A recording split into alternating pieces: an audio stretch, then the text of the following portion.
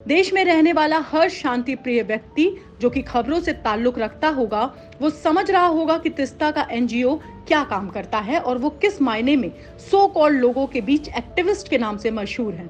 Supreme court ने भी तीस्ता सीतलवाड़ के लिए कहा कि वो गुजरात दंगों में मारे कांग्रेस नेता की पत्नी जाकिया जाफरी की भावनाओं का फायदा उठा रही हैं। उन पर अभी और जांच की जरूरत है। तो आखिर किस जांच की बात सुप्रीम कोर्ट कर रहा है और क्यों? इससे पहले हम आपको बता दें कि CJP citizen for justice and peace नाम के एक एनजीओ चला रही हैं तीस्ता। इसे शुरू साल 2002 में किया गया था, जिसका मकसद गुजरात दंगों की पीड़ितों के लिए मददगार साबित होना था। गुजरात दंगों को लेकर कोर्ट में डाली गई कई याचिकाओं में तीस्ता एनजीओ भी एक याचिकाकर्ता के रूप में काम कर रही है, जहां देश के प्रधानमंत्री नरेंद्र मोदी समेत 62 लोगों पर दंगों का दोषी बताते हुए आपराधिक मुकदमा चलाने की मांग की गई थी, जिस पर शुक्रवार को देश की सर्वोच्च अदालत ने फैसला सुनाते हुए नरेंद्र मोदी को क्लीन चिट को बरकरार रखा। आपको बता दें कि बीजेपी लगातार ये कहती आई है कि तीस्ता का एनजीओ कांग्रेस और दूसरी ताकतों द्वारा फंडेड है, जिसका मकसद मोदी को बदनाम करना है। Huge amount has been used for the purchase of items like, सुनिए, wine, shoes, holiday resorts, air tickets etcetera. ये सब खरीदने के लिए जो पैसे आपने मुसलमानों के नाम पे इकट्ठे किए थे, इन चीजों पे खर्च किया गया। Page number 26, brief detail of purely personal expenditure made by petitioner number 2 from the funds of Sabrang trust. ये पेटिशनर नंबर 1 और 2 तीस्ता सीतलवाड़ और जावेद जी हैं। The data received from the Union Bank of India shows that substantial amounts were spent by petitioner number 2 was towards shopping, entertainment, foreign goods purchase, domestic requirements and others, hair salon expenses, Mona Lucky stores, Reliance Fresh, beauty stores, cottage industries, Royal Fashion Corner, medicines, cakes, shoes, from ये कौन सी company है, Vogel shoes Geneva, ये हम लोग भी नहीं जानते हैं। मतलब कुल मिलाकर के करोड़ों खरबों रुपए गरीबों के नाम पे आप कलेक्ट करिए और इन करोड़ों रुपए को अपने ऐशो आराम के लिए उड़ाएं। ये हम नहीं कह रहे हैं, ये कोर्ट कह रही है। अब हम आपको बताते हैं कि तीस्ता के तार कहां कहां तक जुड़े हैं। तीस्ता पर तीनों court, lower court, high court और सुप्रीम कोर्ट ने झूठे गवाह पेश करने के आरोपी ठहराया है।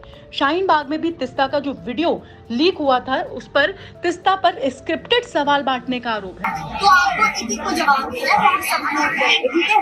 देखिए, पहला सवाल है, क्या शाहीन बाग के आंदोलन की जगह बदलने से आंदोलन कमजोर होगा क्या? देखिए, ये पहला सवाल है। दूसरा है, अगर जगह बदलने की बात होती है तो हमारे तो हम महिलाओं की हिफाजत की जिम्मेदारी कौन लेगा? दूसरे सवाल है कि अगर जगह बदलने की बात होती है तो हम महिलाओं की हिफाजत की जिम्मेदारी कौन लेगा? ये दूसरा सवाल है। तीसरा सवाल है कि आंदोलन की वजह से कुछ पब्लिक को परेशानी हो रही है, इसके बारे में हमें क्या करना है? क्योंकि जैसे हम बैठे तो कुछ तो हमें अपनी मतलब ट्रैफिक की परेशानी जो भी है वो अपनी राय को देंगे, ठीक है? और चौथा सवाल है, आधा रास्ता खोलने से मसला हल होगा क्या?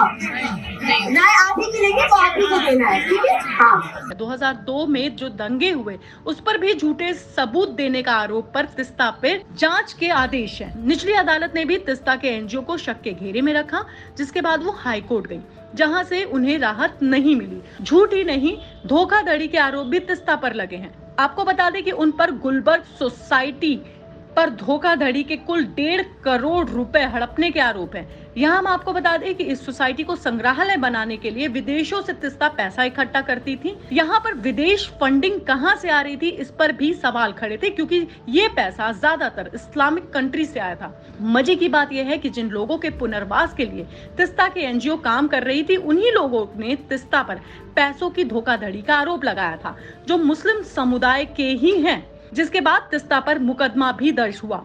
2015 में फर्जी तरीके से विदेशों से चंदा लेने के आरोप इन पर लगे, जिसके बाद सीबीआई ने तीस्ता के एनजीओ और घर में छापेमारी की। इस पर खुद को बचाने के लिए जो दस्तावेज पेश किए गए थे, वो भी फर्जी निकले। यहाँ पर वो लोग इसकी सच्चाई को जरूर जांच ले जो तीस्ता को सत्य और अहिंसा के पुजारी बताते हैं। उन्हें सोशल वर्कर और एक्टिविस्ट कहते हैं। 2007 से ही दंगा पीड़ितों के नाम पर तिस्ता और उसके पति 6 से 7 करोड़ रुपए तक का विदेशी फंड गमन कर चुके हैं और जो पैसा इन दोनों मियां बीवी ने महंगे सामान और शराब पीने में खर्च किए, जिसके बाद उन पर आईपीसी की धारा 468 और 771 के तहत जालसाजी के आरोप लगाया गया है। तिस्ता सीतलवाड़ पर लगातार हम आपको अपडेट देते रहेंगे, साथ ही बताएंगे कौन है तिस्ता सीतलवाड़, जिसके दादा देश के पहले अटॉर्नी जनरल रह चुके हैं और कैसे कांग्रेस की सरकार में तिस्ता को नरेंद्र मोदी को बदनाम करने के लिए देश का सर्वोच्च पुरस्कार भी दिया गया। आप देखते रहिए लॉ स्ट्रीट भारत।